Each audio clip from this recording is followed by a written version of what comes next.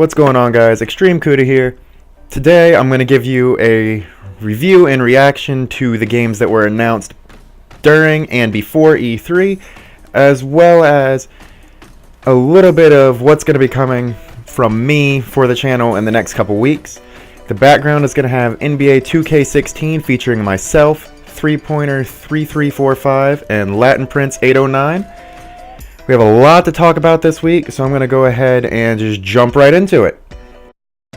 So first up, we got the console reveal of Tekken 7 this week. Unfortunately, it was announced at the Xbox conference. They said we would get something special because it was originally a Sony PlayStation exclusive. Instead, they haven't given us anything yet, but they gave Xbox Tekken Tag 2 for free. Hopefully they'll give us something, maybe an early release date. Feels like it's more likely we'll get an exclusive character or we'll get DLC characters early, but we'll just have to wait and see what they choose to do with it. I mean, we really don't have any actual control over it. So next on the list, we've got God of War was finally unveiled to us. It looks like we're going to finally get to see what happens to Kratos after he takes on the Greek pantheon. Now, that's not to say that it's definitely Kratos. They never mention that it is. It's my personal opinion that it is, but I've been wrong about things like that before. Hopefully, we'll at least get some kind of details soon, and then we can confirm who it actually is. Be definitely interesting to see how they choose to do it. The camera angle is obviously very different this time, and hopefully the gameplay is as good as it looked. Also, the graphics looked beautiful. I know it's an E3 demo. They're never really the same as the actual game, but it can't hurt to hope, right? Next on our agenda, we have a couple games out of Ubisoft that one actually looks better than I thought originally, and one does not look quite as good. First off, Ghost Recon Wildlands. We finally got to see a little bit more of it. Looks like an amazing game. I know that it's not supposed to have PvP in it. Honestly, that doesn't matter to me. I know a lot of people live and die by multiplayer, but sometimes I enjoy a story-driven game rather than having to go play randoms online all the time. Another game out of Ubisoft this year is For Honor. Does not look quite as good as I was hoping. I've been looking forward to it since last E3, but to be honest, the combat system looked a little bit clunky. Hopefully it gets more streamlined by the time the game, or hopefully they actually release a beta so that we can try it out.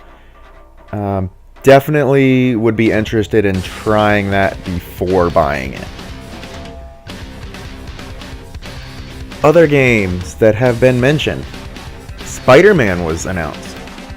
Was very surprised by it, to be honest. When I first saw the Insomniac logo pop up, I was not expecting that. Definitely was a surprise to me. Looked very good, although the graphics looked a little cartoony. It should, honestly, being a comic book game. It's not meant to be like a movie, obviously. So I'm definitely interested to see what the gameplay is like in it, how they do a story, whether it's going to be open world or just like a linear story-driven game.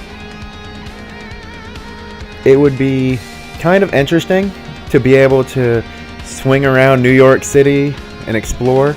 It's been a long time since they really had a good Spider-Man game, to be honest. I haven't played one since back on my PS1 days that I can recall. And biggest announcement for me, which I will cover more next week, was Resident Evil 7. Being one of my favorite game series of all time, played them all, I was really excited when I first saw the words Resident Evil pop up on the screen again. It is very different. It's first person this time, which I find very interesting. Definitely more of a survival horror than they have been in the past. I'm going to get you some gameplay of the demo for next week, and we'll definitely talk about it more then. Horizon Zero Dawn got some gameplay. Looked very interesting, very futuristic, yet primitive at the same time, which I find to be a very interesting concept, something that I've never seen done before. Also, just before E3, they announced the newest Destiny DLC. I still personally love Destiny.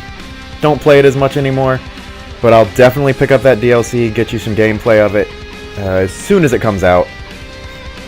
Also, they finally decided to remaster Skyrim, one of my favorite games of all time.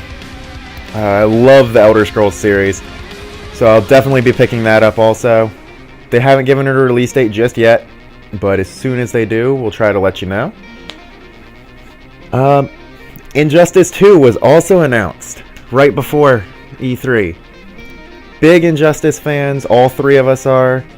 Really, everyone in our group.